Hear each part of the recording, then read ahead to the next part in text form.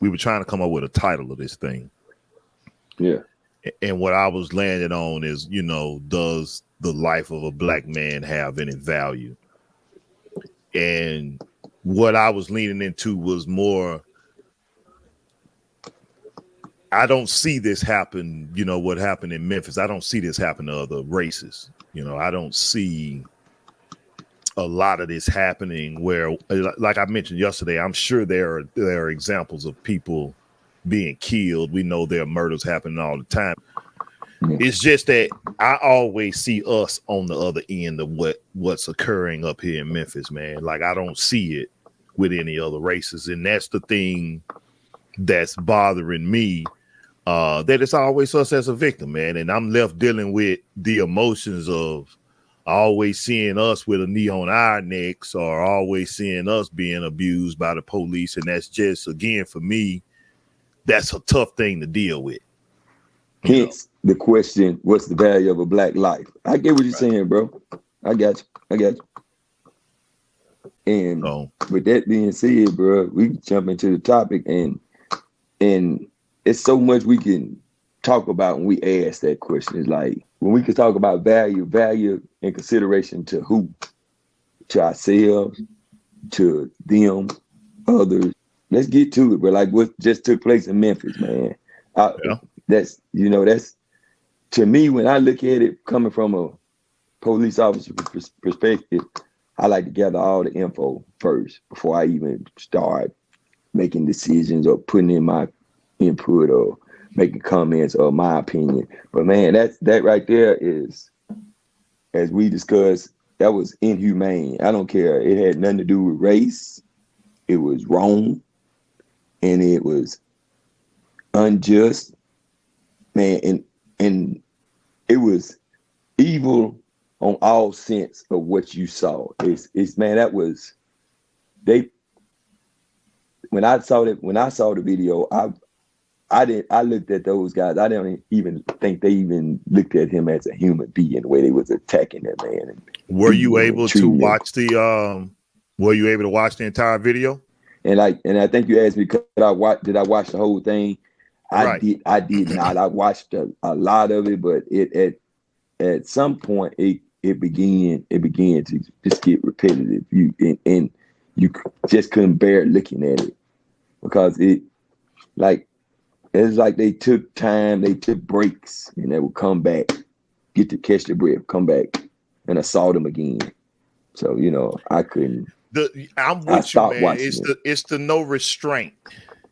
Yeah, and I've seen you exactly. Like, for a lot of my friends know you, a lot of them don't. But you in working law enforcement. I don't want to hide the fact that I got friends that work in law enforcement. And as one of my best friends, you and I talk about stuff all the time. Bro, I've seen you exercise restraint. I know you to be a man to be able to have discretion and all of this when it comes to how you do your job and just how you live your life in general. So, yeah, man, I just was surprised to see none of them say, you know what, this has gone too far. Yep. This has gone too far. One thing I did notice watching the video that I hadn't seen anything on is there was a white cop there. Did you see that in the video? Yeah, I did. And it's especially in the initial video, the first video they put out. Yeah. Yep. Right. I did. I saw that. I just saw that. So I'm not really on top of what's going on, but I did see him there initially when they got the guy. I seen the guys be pepper sprayed and I seen him helping the other guy. And I started watching the video. I didn't finish it because they played a lot of it on the news here in Memphis. And to me, it was like I said, I just get back to the fact that it's just inhumane. You understand? This isn't, like I said yesterday, this is how could a human do this to another human? Like, and nobody it isn't felt a race the need thing, to stop. man. It's not I'm glad you said it's not, because it wasn't a race thing. We so quick to bring up race. If that would have been white officers, I wish that we could look at it and say, and that was inhumane for them to treat another human being like that. Not that was inhumane for those white officers. I think the same judgment that we would pass down on a white officer, we should pass down on these 5 guys, because everything that they get, they deserve. Well, I think you tell me all the time, everything got to go to court, and you tell me all the time, like what we know out here in the public ain't always what's going on in the courtroom. So I do understand things have to play out in court, but judging from the people's court, the people's court, the video is from not what lying, we saw, man. social media court. Yes, and that's why I'm like with you, man. Listen, I know you've been out there. I know you've dealt with some tense situations. How does this escalate so fast, man? If it's not if it's not business as usual, you know what I mean? Because to me, this seems as if this might be business as usual in Memphis, man. And why? Go back to what we talk about a lot of times: training, lack of, and not enough. So when it did perspire and got out of hand, no one was there to calm the individuals down. Nobody took the initiative to say, hey man, this is enough. Hey, y'all chill out. We got them under control.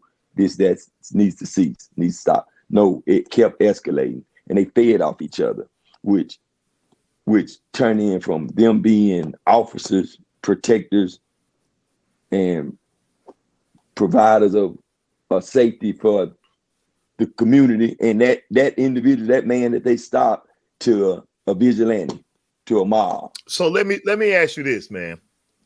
Me and you are real friends. We're real friends. We not no social media friends. You know my family. I know your family. You know my children. I know your children. We are real friends. You're not gonna let me get you in trouble. Now, if there's something that I got going on, man, I can see you I can see you risking your life for me. I can see that. Like, I can honestly say, I believe if something happens, man, you would come to my defense. But that's different than you letting me lead you down a road of destruction, which it's a road of destruction as a grown man. Like, me and you both walk this world as grown men, and never have we ever allowed the other to lead us down a path of destruction. I mean, that's just not what the relationship is being. So I struggle with professionals. Again, these are the professionals not having the restraint to be able to, or training to be able to deal with the high intense moment that came, when I know for a fact that's been your life. Number one, you've lived that life. And number two, our relationship ain't nothing like the tense moments that you and I've had, as friends over the 25 years. Man, nobody is allowing the other one to lead them down a path of destruction. That is not what is happening with us, regardless of whether you law enforcement or what. Like, just as black men, we don't rock like that, man. I think in this case, it was, I'm not gonna say they led one another. They just failed to step in and come up with a solution, or to stop the matter that was taking place, to stop what was going on. Them beating this individual to death. And when I say, I'm glad you said professional. It's kind of like this. Probably the best team in, four of the best teams in the NFL playing today. Four of the best teams in the NFL. Who would you say is the worst team? Who had the worst record in the NFL? Of the teams remaining? No, that's in the NFL, period. Who had the worst record? Probably would be. Man, I don't know. Who Houston. Was Detroit? Houston. Houston. Yeah, I remember Lovett got fired for winning the last gap. Yeah, Houston. Okay. That being said, you said these are professionals. Hey, Houston whole team is professionals too, but they're different kind of professionals.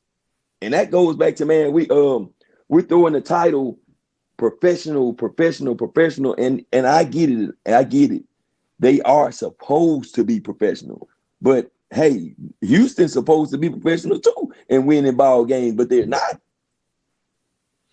You know where I'm going with this? I mean, listen, I hear what you're saying, man. If you're not, we can all be pros, but if you're not operating with the right personnel, you're an NFL team, but you ain't winning like we winning because I can understand that. So, and Memphis may need to take a look. Listen, I'm aware there are some things that have gone on in this city because of, salary demands and things like that cuts have had to be made.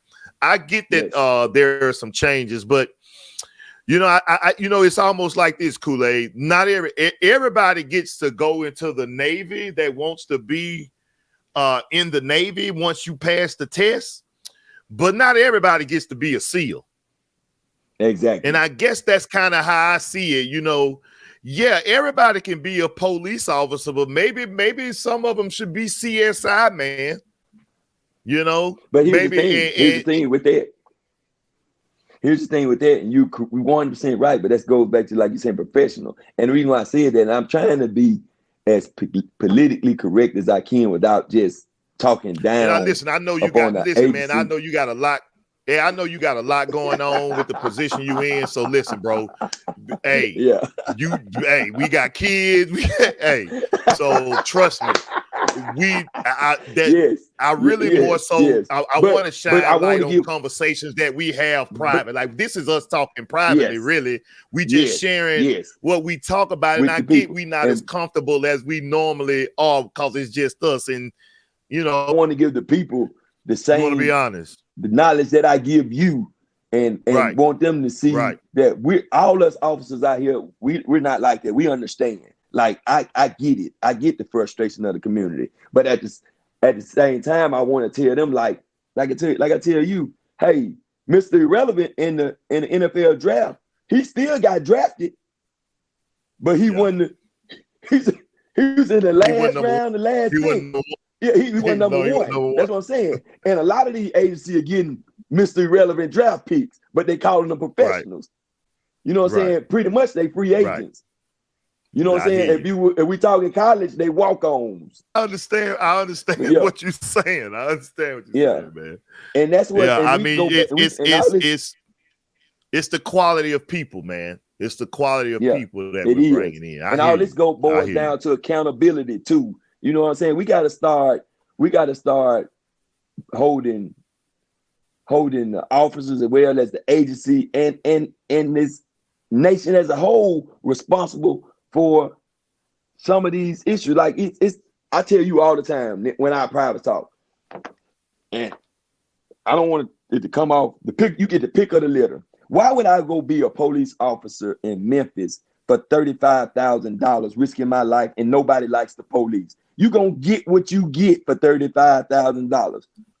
You're not getting a pick of the. You're not gonna get a college graduate from the University of Mississippi and with 2 degrees and capable of thinking. He's a All-American. He has a mindset where he can handle confrontation. He can handle an incident when it comes up that puts him out of his norm, but he's being the type of individual that he is and the caliber individual that he is, he'll be able to adapt to the situation, opposed to a guy barely got out of high school. He was bullied in high school. You give him a badge now. You give him a badge. He got whooped in high school. Now he gonna take excuse my French, he gonna take an ass whooping with a badge. But the only difference now, he has a badge to back him. So when he pull his weapon, he's not a thug. He has a badge backing him. And that's all what you're doing. Man, you're not getting the pick of the litter. I appreciate the separation between understanding the role of like a police in general versus the guys that did this. Cause you're right. That's a problem with all police, and that's not a racial problem. That's a police problem. And so with that being said, I do understand that you're not going to be dealing with the highest caliber resources to get the job done. Trust me, I understand what you're saying loud and clear. So that aspect of it, yeah, additional training is warranted and necessary to make sure that these people truly understand what is expected of them when policing in a community. And that's what I was trying to get to yesterday. Like, I'm not even trying to make it that. It's scary that is the reality to me. That is really our reality, that, you know, the officers out here are lacking in training and in the expertise in a lot of areas, and the tools even to get their job done. You know, and I guess what really led to me and you actually talking about it this time, because me and you watched these type of events occur over the years, bro. Today, it's really, I think it's the fact that it's these brothers, man. It's these brothers that we have some things in common with outside of just being black men. But it's just a surprise to see just black men behaving this way, man. It's just I just don't understand how we could really not care about ourselves that way. And it's just opening up a conversation that I really think needs to be had. And that conversation is that, man, we don't love each other, man, and we don't love ourselves. And that's just, and we've been truth, programmed. man. And we've been programmed to think like that, bro. We don't love each other. It's 100%, bro. It's not use that as the crutch, but that is the issue. That's the issue. We've been programmed and we've been taught to think the way we think. Now what we got to do is come up with a solution to get us out of You got to acknowledge it first. Yeah, you got to acknowledge the problem first, man. And say, and it's in some of the business that I'm involved in, I think I let people know all the time, it's unfair to hold people accountable for something that you haven't explained, like you haven't got a good understanding on something. And to me, really, that's the root of all of this. Is the reality is, Kool-Aid, we got to work together, man. All of this, looking for somebody else to do something. Kool-Aid, it ain't even the woman, it's us. It's black men. We got to be able to tell each other we love each other. We got to be able to tell each other we appreciate each other, show the love to each other that we deserve and need, bro. And that's not something we got to be able, and we got to be able to take ownership that we are vulnerable. We not with the old way. We are, man, you don't supposed to cry. You supposed to be tough. You supposed to do this. You supposed, man, we got to take ownership, man. And we hurt just like everybody else. We got issues just like everybody else. We want to be treated right just like everybody else. We want to be pampered just like everybody else. It is what it is, man. But this systemic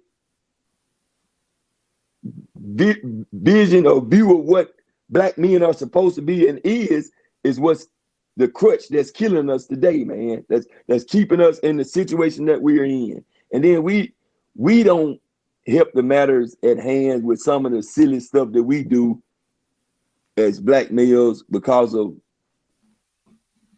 like I said, a different mindset, lack of knowledge. When you know better, you what? Do better. When you know better, you do better. That's what we got to start teaching each other to where we know better. Then we'll be able to do better. Because, man, like you said it perfect. You can't hold someone accountable for something that you've never taught them or told them. Right. So what do you hold him accountable for? He don't know. He don't know. And we've been blessed with the knowledge of our elders and people that's been placed in our life by God.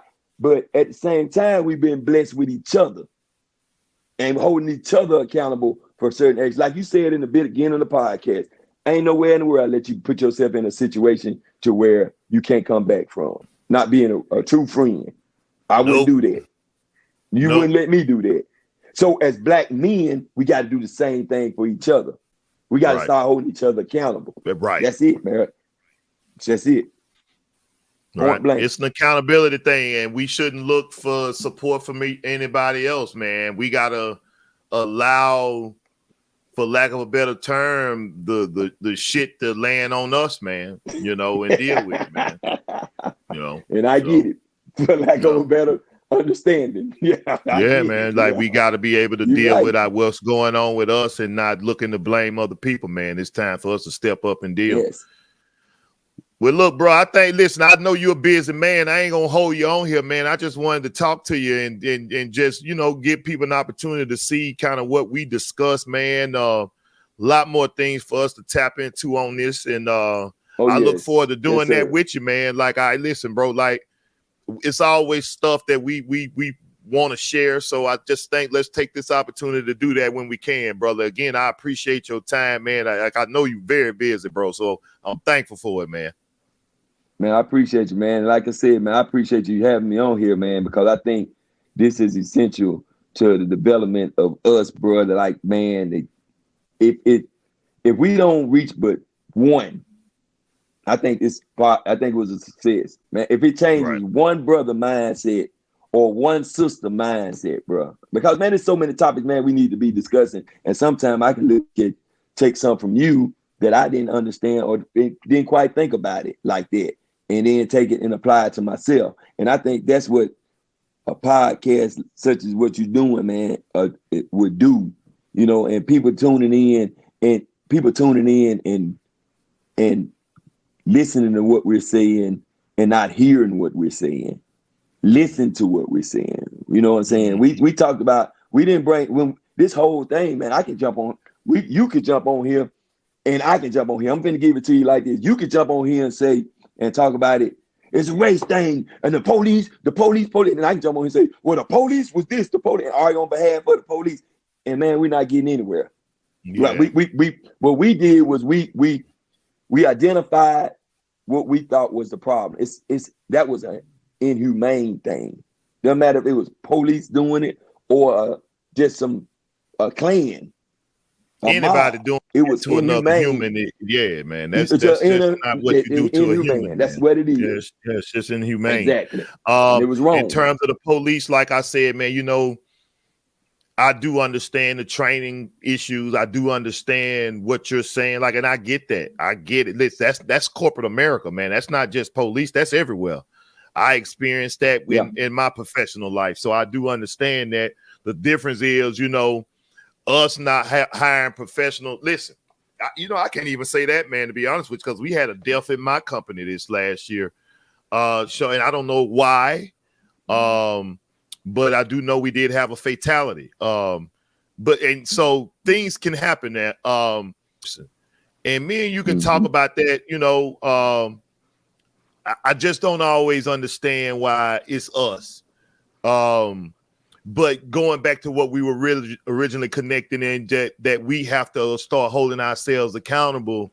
If we tie into each other like that, bro, like if we really start extending grace to one another and loving and supporting one another, I assure you no other race will be able to do anything to us. I'm not even worried about another race if we unite. But we have to make that decision. So, and that has to be a bond. That has to be a blood bond, that's what it's going to be. Like we're tied to making sure that our race of people have true success. Like, and that's a long plan. That's a strategic plan. That's a commitment. And it's generational. Like where you make decisions to where our children marry. I'm talking about like, bro, we got to have like serious conversations about how we're going to ensure certain things. Like that happens with other races. We just have lost the history of that type of stuff within our community. But yeah, it still happened, man. Well, certain marriages are understood because of what it's going to do for the family and how important it is to move the family forward.